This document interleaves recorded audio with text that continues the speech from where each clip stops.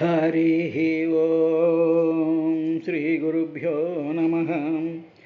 यंवनि చేజనించు జగము యవని లోపల నుండు లీనమై యౌవని ఎందుడిందు పరమేశ్వరుడెంవడు మూల కారణంబెంవడనాది మధ్యలయుడెంవడు సర్వము తానయైన వాడెంవడు వానిని ఆత్మభవున్ ఈశ్వరునే శరణంబు వేడదన్. ఒక పరి జగములు వెలినిడి ఒక పరి లోపలికి కొనుచు భయము తానై సకలార్థ సాక్షియగు అయ్యకలంకుని ఆత్మమూలుని అర్థిదలంతున్. లోకంబులు లోకేశులు లోకస్థులు తెగిన తుది అలోకంబగు పెంచికటికి అవల ఎవ్వండు ఏకాకృతి వెలుగునతనినే సేవింతుం. నర్తకుని భంగి పెక్కగు మూర్తులతో ఎవ్వడాడు మునులున్ దివిజుల్ కీర్తింపనేరరు ఎవని వర్తనము ఊరులు ఎరుగరు అట్టి వానిను తింతుం. ముక్త సంగులైన మునులు దిదృక్షులు సర్వభూతహితులు సాధు చిత్తులు అసదృశ వ్రతాఢ్యులై కొల్తురు ఎవ్వని దివ్య పదము వాడు దిక్కు నాకు. కలడందురు దీనుల ఎడ కలడందురు పరమయోగి గణముల పాలన్. కలడందురన్ని దిశలను కలడు కలండనిడివాడు కలడో లేడో. కలుగడే నా పాలి కలిమి సందేహింప కలిమిలెములు లేక కలుగువాడు నాకు అడ్డపడరాడే. అసాధుల చేపడిన సాధులకు అడ్డపడడివాడు చూడడే నా పాటు చూపుల చూడక చూచువారల కృప చూచువాడు. లీలతో నా మొరాలింపడే మొరగుల మొరలు రొంగుచుతన్ను మొరగువాడు. అఖిల రూపులు తన రూపమైన వాడు ఆది మధ్యాంతములు లేక ఎడరువాడు. భక్తజనముల దినుల పాలివాడు వెనడే చూడడే తలపడే వెగరాడే. విశ్వకరు విశ్వదూరుని విశ్వాత్మకు విశ్వవేద్యు విశ్వున విశ్వన్ శాశ్వతునజు బ్రహ్మ ప్రభునీశ్వరుని పరమ పురుషునే భజయంతుం. హరి ఓం శ్రీ గురుభ్యో నమః. విదుర అక్కడ ఆ యజ్ఞవాటికలో ఉండేటువంటి దేవతలందరూ కూడా అక్కడ ఉండేటువంటి మిగతా జనులందరూ కూడా సకల చరాచర ప్రాణుల్ని ప్రేమగా చూడవలసినటువంటి దక్షుడు తన కూతుర్ని మీద ఎంత దౌర్జన్యాన్ని ప్రదర్శించాడో చూసారా. ఎంతో ఆదరించవలసినటువంటివి తన ముద్దుల పట్టి అయినటువంటి ఆ సతీదేవిని చాలా అవమానం చేశాడు. ఆ సతీదేవి నిరంతరము కూడా శివుడి యొక్క అంకభాగమునందు నిరంతరము కూడా ఉండేటువంటి మహాసాధ్వీమ తల్లి శివాంకస్థిత అనేటువంటిది కూడా ఉందిగా.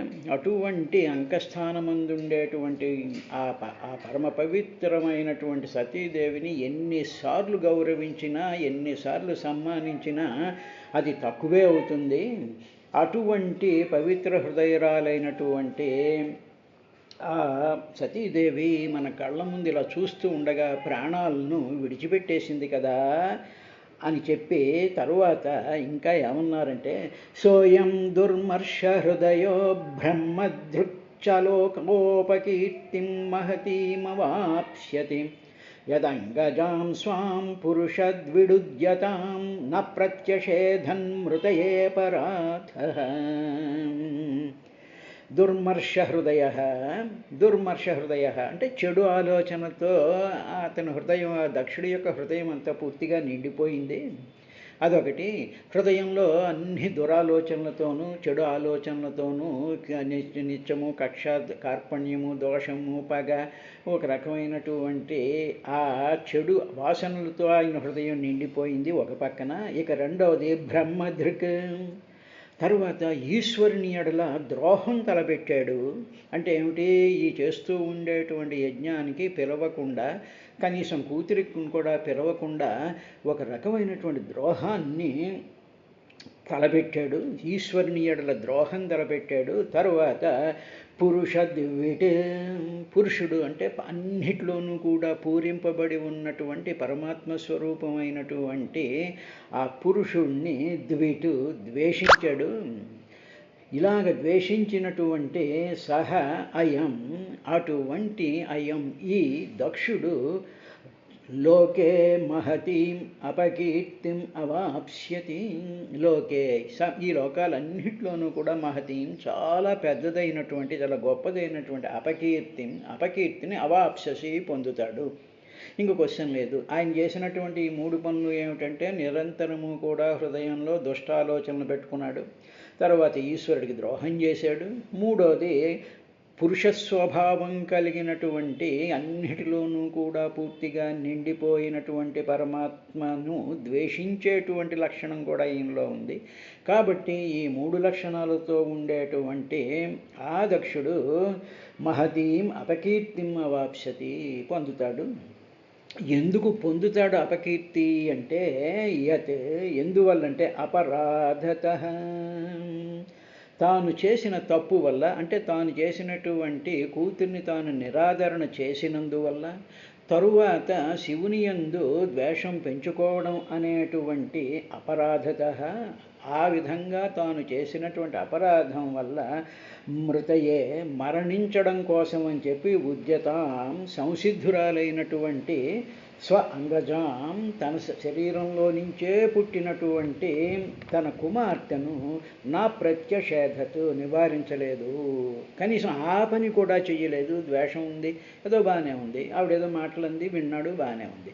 సాక్షాత్తు యోగాగ్నిలో దగ్ధం అయిపోతే అమ్మ అమ్మ ఆగు ఆగు ఏమిటి పని అని చెప్పేసేసి గబగబా వచ్చి అమ్మ ఇలా చెయ్యకు అని చెప్పేటువంటి పని కూడా చెయ్యలేదు. కాబట్టి మహతీం అపకీర్తిం అవాప్స్యతి, అందువల్ల అపకీర్తిని పొందుతాడు. భగవంతుని ద్వేషించడం వల్ల అపకీర్తి ఎలాగా వస్తుంది?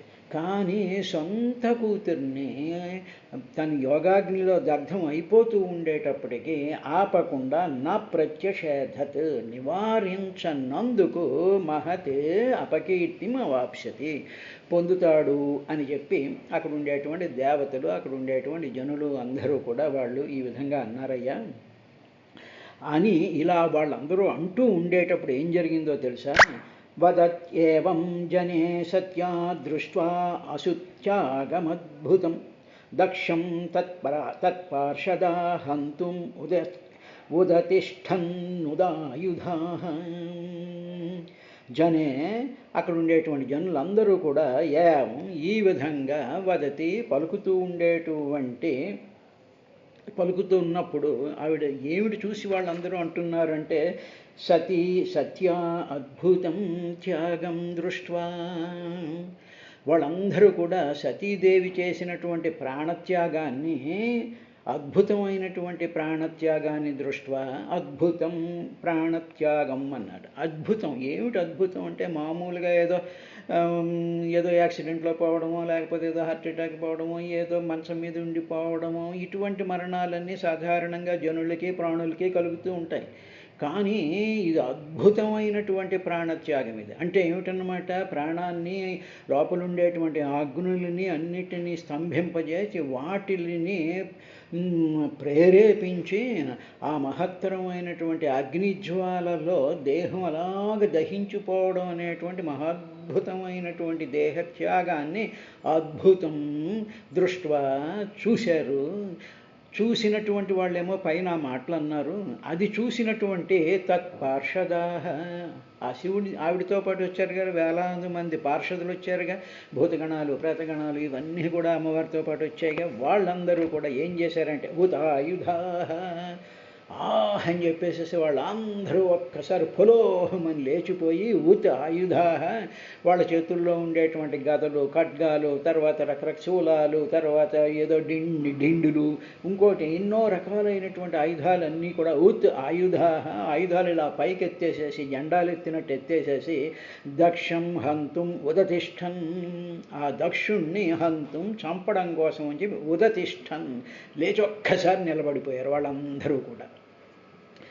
ఎప్పుడైతే వాళ్ళు నిలబడిపోయారో ఆ భయంకరమైనటువంటి వాళ్ళ స్వరూపాలు, వాళ్ళు ఎత్తినటువంటి ఆయుధాలు, వాళ్ళందరూ కూడా అక్కడ యజ్ఞకుండాలలో ఉండి యజ్ఞాలు చేస్తూ ఉండేటువంటి మహర్షులు, ఆ తర్వాత దక్షుడు, ఆ స్టేజ్ మీద ఉండేటువంటి వాళ్ళందరినీ చూసి వీళ్ళు ఆయుధాలు ఎత్తి పైకి వచ్చేస్తూ ఉండేటువంటి సందర్భంలో ఏం జరిగిందో తెలుసా విదురా?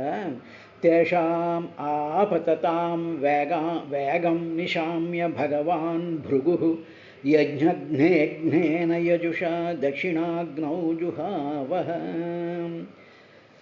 అప్పుడు భగవంతుడైనటువంటి పూజ్యుడైనటువంటి వాడు, పూజింపబడేటువంటి వాడిని భగవాన్ అని మామూలుగా వాడుతూ ఉంటారు. భగవాన్ భృగు, అక్కడ భృగు మహర్షి ఉన్నాడుగా, ఆయన చాలా గొప్ప మహాతపశక్తి సంపన్నుడైనటువంటి వాడు, వేదాధ్యాయనపరుడైనటువంటి వాడు, సాక్షాత్తు ఒకనొక ప్రజాపతి నవబ్రహ్మల్లోనూ కూడా వచ్చినటువంటి వాడు. తరువాత అటువంటి మహర్షి చాలా తేజోవంతుడైనటువంటి వాడు, ఆ దక్షుడికి చాలా క్లోజ్ అయినటువంటి ఆయన ఆపతతాం, ఆ మీదకు వచ్చి పడిపోతూ ఉండేటువంటి తేషాం వేగం నిశామ్య, వేగంగా వాళ్ళ ఆయుధాలు పెట్టేసేసి గణాలు వాళ్ళందరూ కూడా వచ్చి ఆ దక్షుణ్ణి సంహరించడం కోసం మీద పడిపోతూ ఉండేటువంటి వాళ్ళని నిశామ్య చూచి వెంటనే ఈ భృగు మహర్షి కంగారు పుట్టి ఏం చేశాడంటే, అక్కడ అగ్ని వేదిక ఉంది కదా, అక్కడ ఒక యజ్ఞకుండం ఉంది కదా, ఆ అగ్నికుండంలోకి దక్షిణాగ్నియందు యజ్ఞఘ్నేన, యజ్ఞఘ్న అంటే యజ్ఞాలను చెడగొట్టేటువంటి వాళ్లను హంతం చేసేటువంటి యజ్ఞఘ్నేన అంటే యజ్ఞాలు చేస్తూ ఉండేటువంటి సందర్భంలో రాక్షసులు వీళ్ళందరూ వచ్చి నానా రకాలైనటువంటి అల్లరి చేస్తూ ఉండేవారు కదా. అలా చేస్తూ ఉండేటువంటి సందర్భంలో మహర్షులు యజుర్వేదంలో కొన్ని మంత్రాలు ఉన్నాయి. ఆ మంత్రాలతో ఏం చేస్తారంటే దక్షిణాగ్నిని వాళ్ళు ఉత్తేజపరుస్తారు. ఆ యజ్ఞకుండంలో దక్షిణాగ్నిని ఆవాహన చేసి, అనేక రకాలైనటువంటి అగ్నులు ఉన్నాయని చెప్పుకున్నాం కదా, అందులో దక్షిణాగ్ని అనేటువంటి అగ్నిని ఉత్థాపన చేసి దాన్ని పైకి లేపి యజుర్వేద మంత్రాలతో యజ్ఞఘ్నేన, ఇటువంటి యజ్ఞాలని ధ్వంసం చేయడానికి వచ్చినటువంటి వాళ్ళని ధ్వంసం చేసేటువంటి యజుర్వేద మంత్రాలతో జుహావహ, ఈ భృగు మహర్షి హోమం చేశాడు ఆయన. అంటే వీళ్ళ మీద పడిపోతూ ఉండేటప్పటికీ భృగు మహర్షి వెంటనే దక్షిణాగ్నిని ప్రజ్వలింపజేసి దాంట్లో ఈ యజ్ఞాన్ని పాడు చేయడానికి వచ్చేటువంటి రాక్షస స్వభావాలు కలిగినటువంటి వాళ్ళు కానీ ఎవరైనా కానివ్వండి, వాళ్ళని కూడా హతం చేసేటువంటి, వాళ్ళని భస్మం చేసేటువంటి యజుర్వేద మంత్రాలు ఉంటాయి. ఆ మంత్రాలతో ఆయన హోమం చేశాడయ్యా విదురా అని చెప్పాడు. అదేవిధంగా మామూలుగా కూడా చూసినట్లయితే మనకి రామాయణంలోనూ అనేక రకాలైనటువంటి పురాణాల్లో మహర్షులు ఏం చేస్తూ ఉంటారు అంటే, ఇలాగ నిరోధం కలిగించేటువంటి రాక్షస ప్రవృత్తుల్ని కానీ, మనోప్రవృత్తుల్ని కానీ, తర్వాత దుర్మార్గ స్వభావాల్ని కానీ హంతం చేసేటువంటి మంత్రాలు కూడా యజుర్వేదంలో ఉన్నాయి అని దీన్ని బట్టి మనకు తెలుస్తున్నది. అందువల్ల వేదంలో ఉండేటువంటి మంత్రాలు అవేవి కూడా సామాన్యమైనటువంటివి కావు. దాని యొక్క వినియోగం తెలిసినటువంటి మహాత్ములైనటువంటి మహర్షులకి మాత్రం అవి తెలుస్తూ ఉంటాయి. ఆ ప్రొసీజర్స్ ఏ విధంగా చేయాలి అనేటువంటిది వాళ్ళకి తెలుస్తూ ఉంటుంది. కాబట్టి భగవాన్ భృగు యజ్ఞఘ్నేన యజుషా దక్షిణాగ్నౌ జుహావః, ఆ విధంగా చేశాడయ్యా విదురా. అని చెప్పిన తర్వాత ఏమైంది, ఆ దక్షిణాగ్నిలో ఆయన జుహావా ఆ హోమం చేస్తూ ఉండేటప్పుడు అధ్వర్యుణ హూయమానే దేవా ఉత్పేతు రోజస రుభవో నామ తపసా సోమం ప్రాప్త సహస్రశః.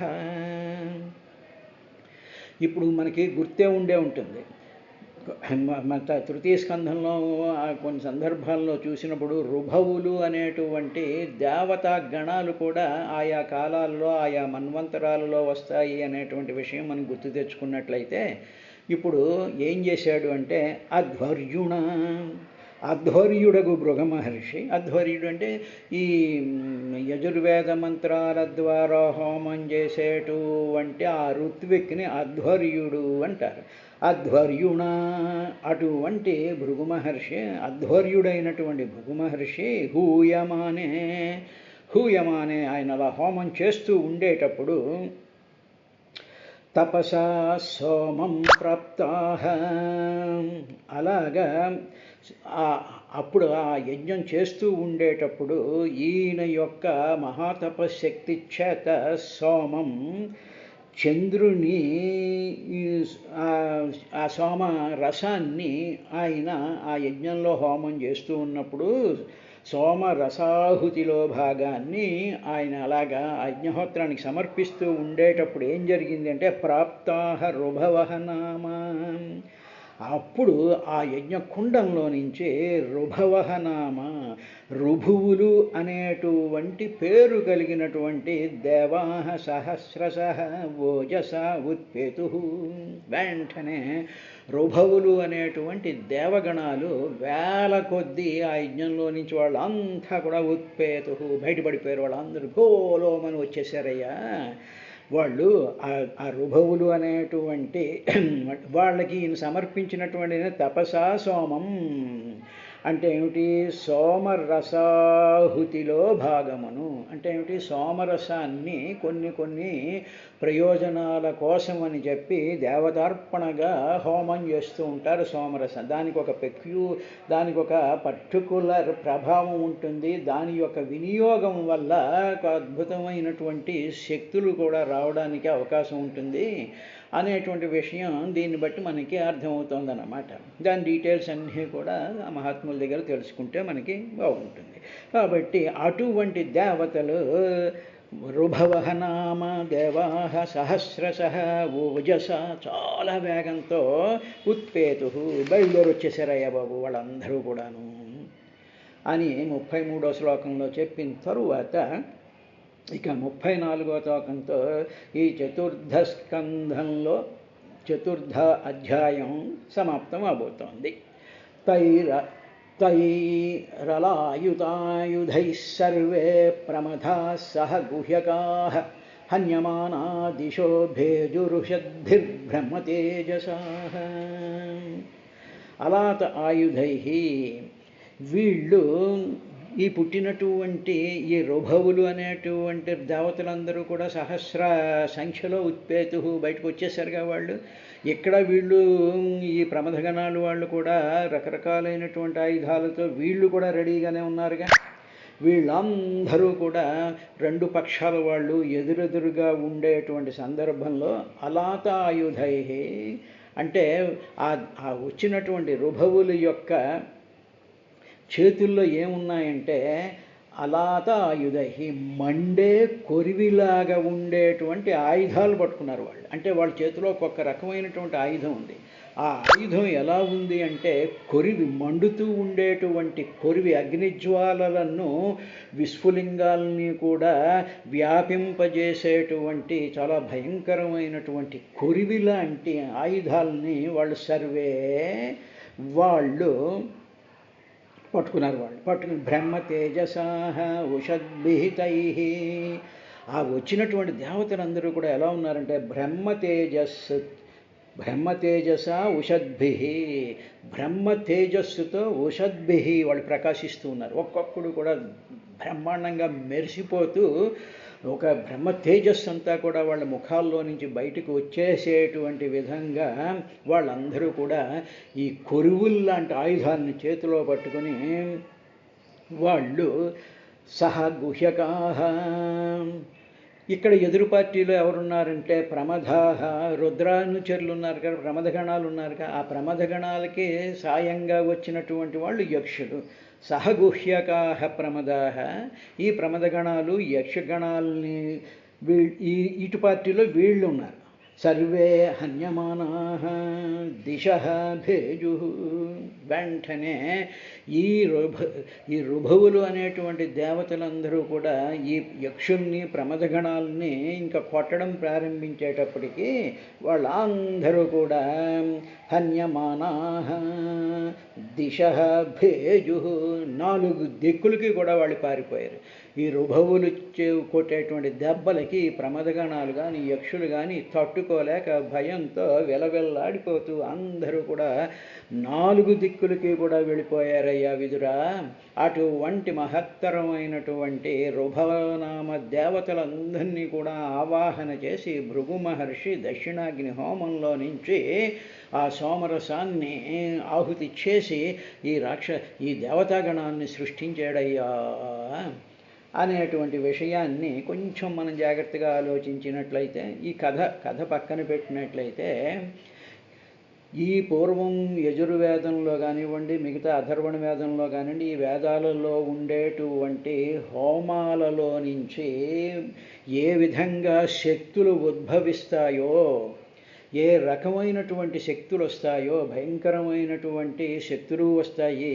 అదేవిధంగా చాలా తేజోవంతమైనటువంటి శక్తులు కూడా వచ్చేటువంటి ఆ యజ్ఞాలు, ఆ యజ్ఞ ప్రొసీజర్స్, ఆ మంత్రాలు, ఆ ప్రాసెసెస్ అన్నీ కూడా ఈ హోమాల్లో ఉన్నాయి అనేటువంటి విషయాన్ని మనకి ఈ కథ ద్వారా అది మనకు అర్థమవుతుంది. ఇదేదో కట్టుకథ, పురాణ కథ అనేటువంటి కొట్టి పారేయడానికి వీలు లేదు. ఎందుకంటే మనం రీసెంట్ ఎగ్జాంపుల్ కానీ తీసుకున్నట్లయితే, యురేనియం యాటముని కానీ బ్రేక్ చేసినట్లయితే యురేనియం యాటము 2 కింద విడిపోయి ఆ మిగిలినటువంటి చిన్న మాస్ కూడా ఏమవుతుంది, ఆ 2 ముక్కలు అయిపోయినప్పుడు వెంటనే దాంట్లో నుంచి బ్రహ్మాండమైనటువంటి అణుశక్తి పుడుతూ ఉంటుంది. E=mc² అనేటువంటి దాంట్లో ఎనర్జీ పుడుతూ ఉంటుంది.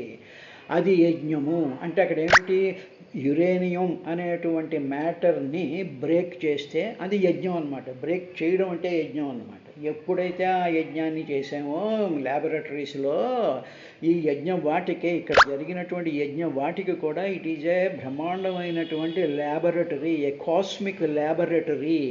ఈ కాస్మిక్ ల్యాబొరేటరీలో అద్భుతమైనటువంటి శక్తులని ప్రవోక్ చెయ్యగలిగినటువంటి ఆ డూస్ ఉన్నాయే, ఆ ప్రొసీజర్స్ ఉన్నాయే, ఆ ప్రొసీజర్సే ఆ మంత్రాలు.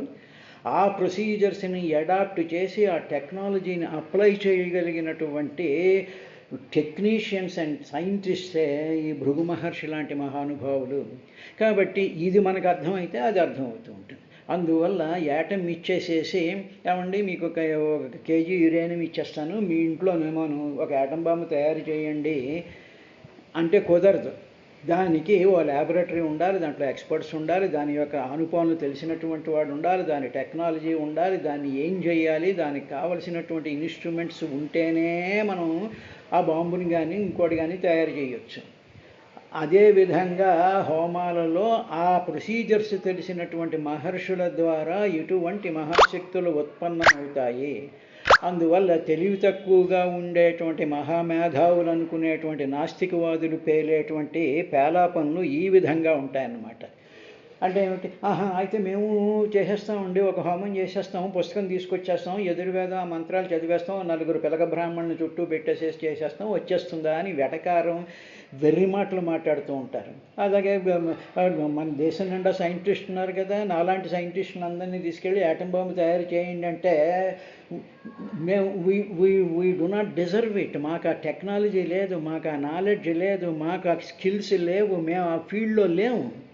అందువల్ల ప్రతివాడు చేసేస్తాడు, హోమం చేసేస్తే ఇవన్నీ వచ్చేస్తాయి అని చెప్పేసి వెకిల్ నవ్వులు నవ్వుతూ మాట్లాడేటువంటి ఈ విశ్లేషకులకి, ఈ మహాజ్ఞాన సంపన్నులు అనుకునేటువంటి మేధావులకి అర్థం అవ్వడం కోసం అని చెప్పి భాగవతంలో ఈ విధంగా చెప్పేటువంటి విశేషం వచ్చింది. ఇక ఇది అయిన తర్వాత ఇక అథ పంచమోऽధ్యాయः इति श्रीमद्भागवते महापुराणे चतुर्दशस्कन्धे सती देहोत्सर्गो नाम चतुर्थोऽध्यायः समाप्तः. అంటే సతీదేవి దేహాన్ని ఉత్సర్గం చేసేటువంటి ఈ 4వ స్కంధంలో 4వ అధ్యాయం పూర్తయిందయ్యా విదురా. అథ పంచమోऽధ్యాయः, ఇక పంచమాధ్యాయాన్ని ప్రారంభించుకుందాము అని చెప్తూ మొదటి శ్లోకంగా మైత్రేయ ఉవాచ భవో భవాన్యాని ధనం ప్రజాపతేరసత్కృతాయ అవగమ్య నారదాత్ స్వపార్షద సైన్యం చ అధ్వరద్భుభిద్విద్రావితం క్రోధమపారమాదధే అని ఈ శ్లోకం చెప్పి రేపటి కార్యక్రమంలో మిగతా చూద్దాం. దక్ష ప్రజాపతి చేసినటువంటి అవమాన కారణంగా ఓ విదురా, తన పత్ని అయినటువంటి సతీదేవి ప్రాణత్యాగం చేసింది అనేటువంటి విషయాన్ని విని తరువాత దక్షుని యజ్ఞంలో ఉద్భవించినటువంటి రుభవులనేటువంటి దేవతల చేత తన ప్రమదగణాలన్నీ కూడా భయంతో పారిపోయారు అనేటువంటి వృత్తాంతం అంతా కూడా ఈ నారద మహర్షి వలన విన్నటువంటి శివుడికి బ్రహ్మాండమైనటువంటి అంతులేనటువంటి కోపం వచ్చిందయ్యా అన్నాడు.